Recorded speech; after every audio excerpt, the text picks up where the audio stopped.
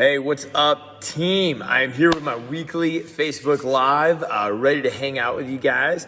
And if you've never done this before, all right, I hop on here once a week, and it's at some random time. That way I can just try to connect with people at different times throughout the day, and it's just a way to hang out, all right? So look, I typically have some coffee. I don't have any coffee with me right now, but if you got any questions, you can comment the questions. You want to engage, whatever, I will answer any question you got. I'll answer any question on fitness, nutrition, life, doesn't matter.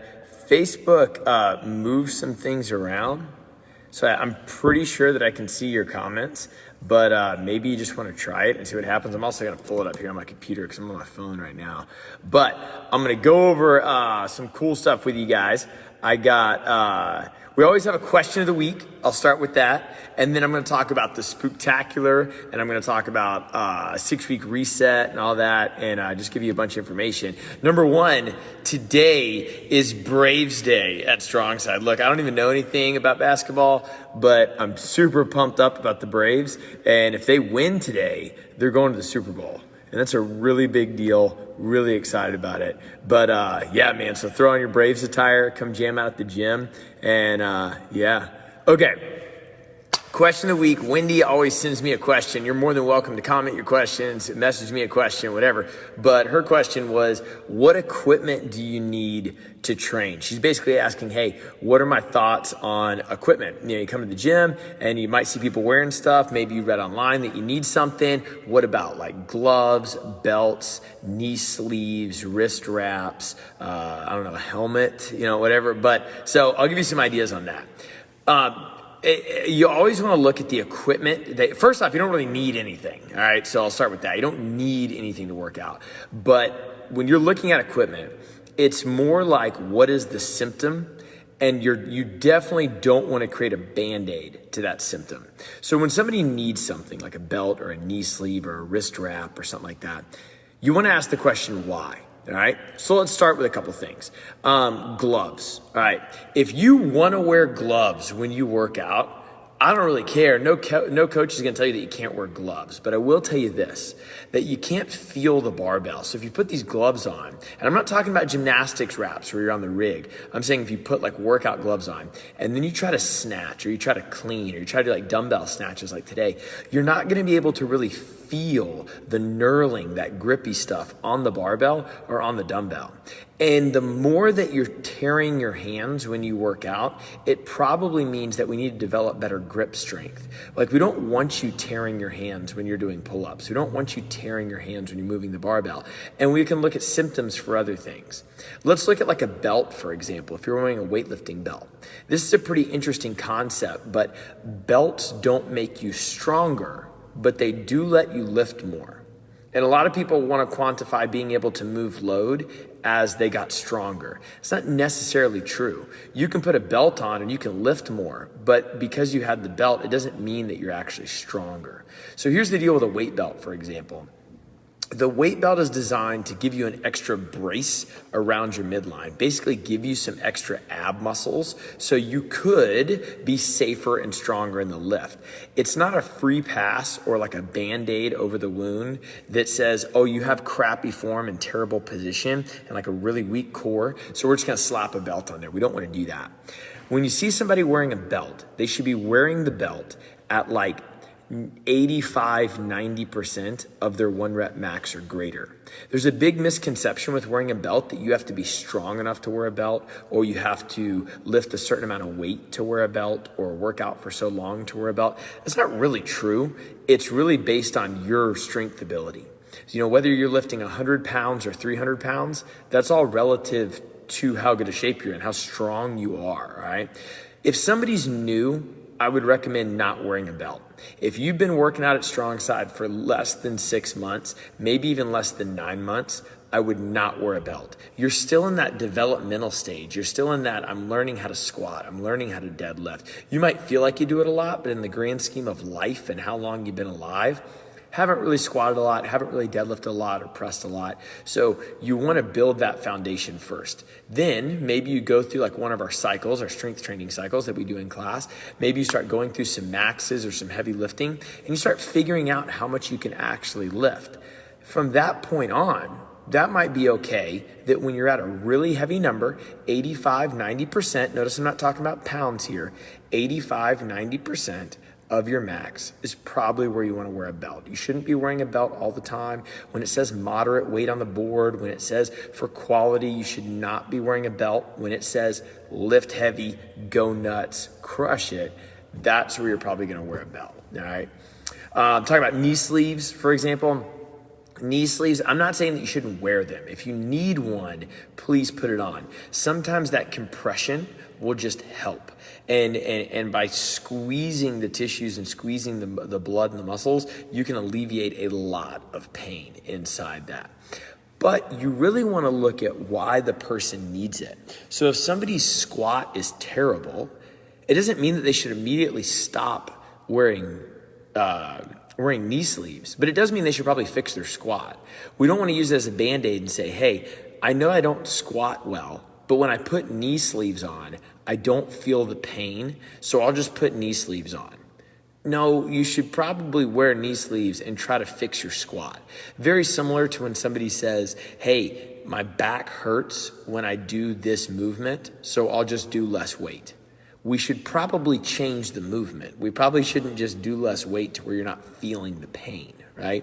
So that's how we kind of look at equipment. You can wear whatever you want. Bring a duffel bag to the gym. I don't really care. But I am saying that we want some guidance, and that guidance is understanding why you would even use equipment to begin with. What are the symptoms of why you're using it? And why can't you just move your body? Is it a flexibility issue? Is it a mobility issue? Is it some sort of discomfort where you feel like you need that equipment? So there's that. The only thing that I really would do is shoes are kind of a big deal. Not only do shoes look cool, which is awesome, but you can make a good argument on how flat the shoe needs to be, whether it's good for running or cross training or squatting. Me, preferably, I like the Nike Metcons because they're really, really flat. So I don't feel like I'm up on my toes when I'm squatting. I feel way more dialed in. So there's that. I mean, I think shoes are a big deal. Yeah. Okay, now let's talk about the Spooktacular, all right? Super pumped up about that. That is our in-house intramural competition. We do 2 a year, one in October and one in March. Very thrilled about it. It is this weekend, ladies and gentlemen, and here's how it works. I want you to come in. I want you to bring friends. I want you to come hang out, and I want you to have a really good time. It is 3 events. It goes 3, 2, 1.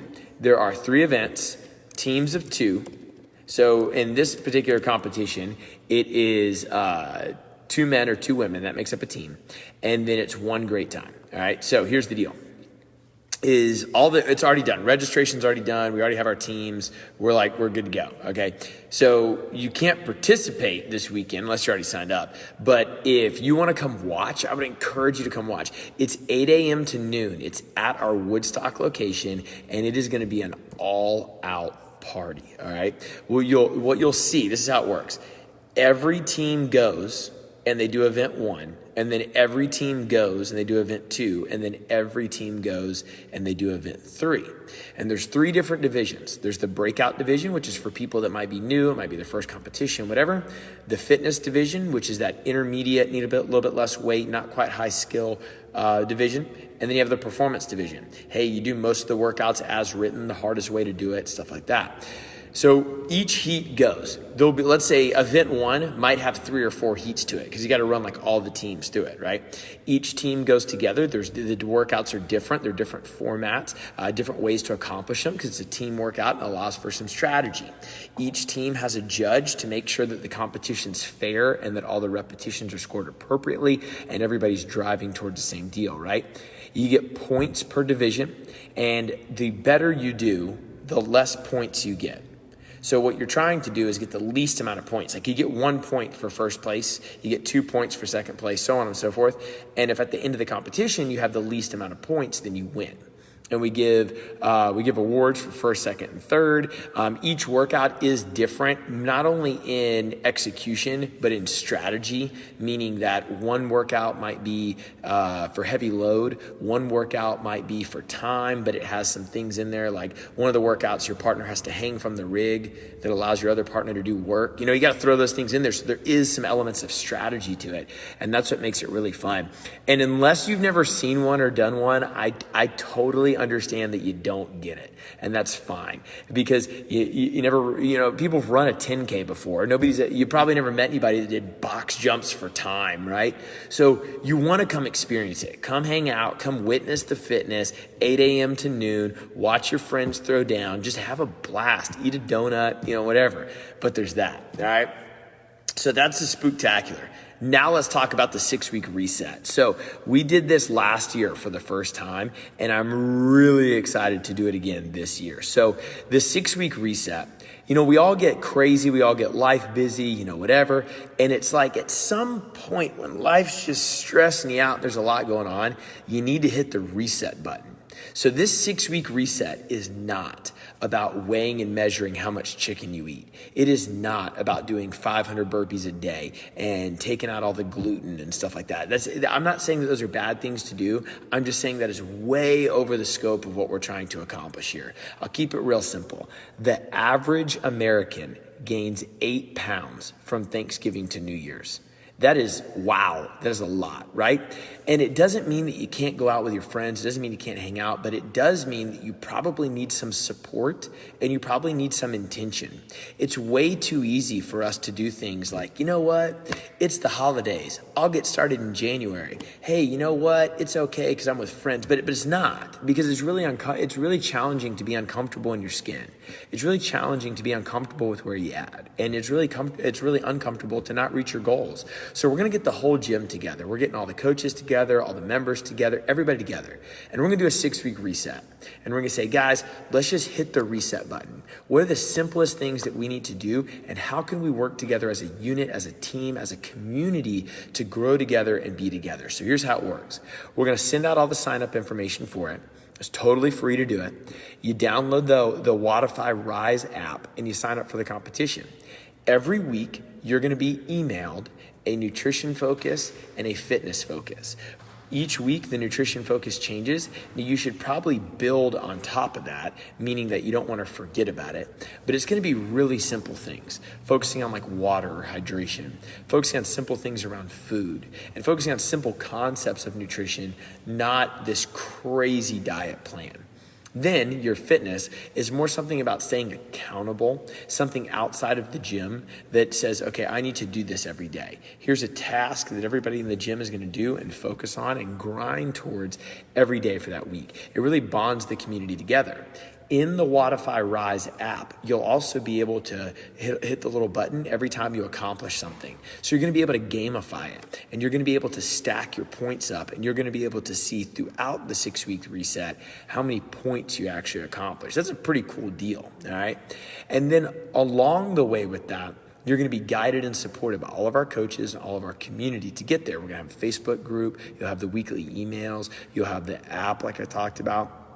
And it's really an awesome opportunity to kind of like regroup. Like I said, regroup, refocus, enter 2022. And you'll notice that when you do that, when you have that support, when you have that community behind you, you're probably going to stay dedicated for the long term, not the short term. So that's the 6-week reset. And you're going to look out for that information because we're going to hit it and we're going to hit it hard. And I'm super, super excited about it.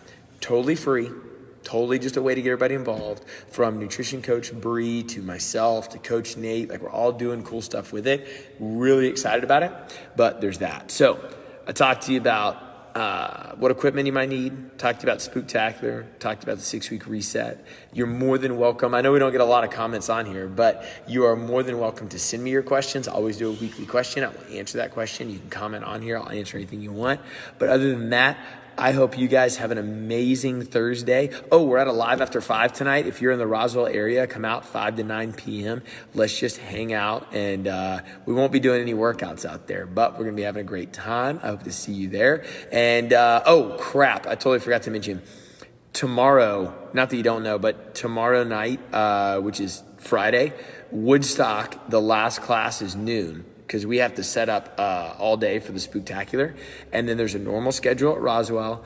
And Saturday, there's no classes at any gym because we all have the Spooktacular at our Woodstock location. And that's why I was saying I want you to come out, I want you to check it out and all that. And then check out all that information coming for the 6-week reset. All right, let's rock and roll, team.